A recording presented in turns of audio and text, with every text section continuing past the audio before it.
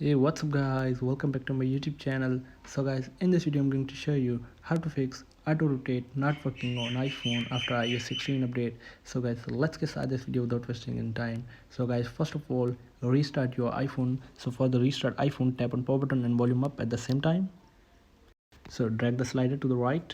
So after restarting your iPhone, open the lock screen here, and the next solution is update your iOS to the new version. So for this, open settings, tap on general, tap on software update.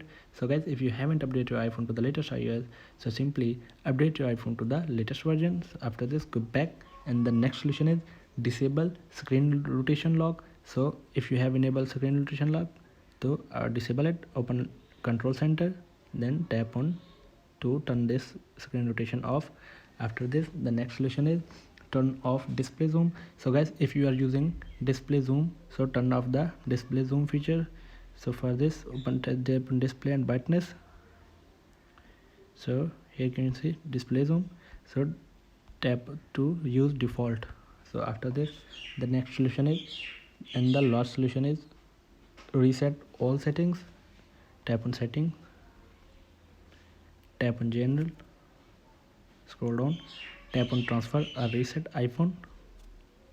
So tap on reset and then tap on reset all settings here. Enter your iPhone passcode.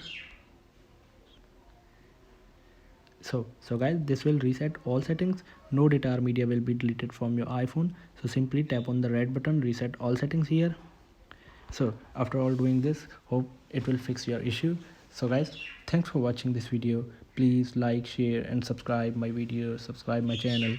So guys, thank you, see you in the next video. Thank you guys.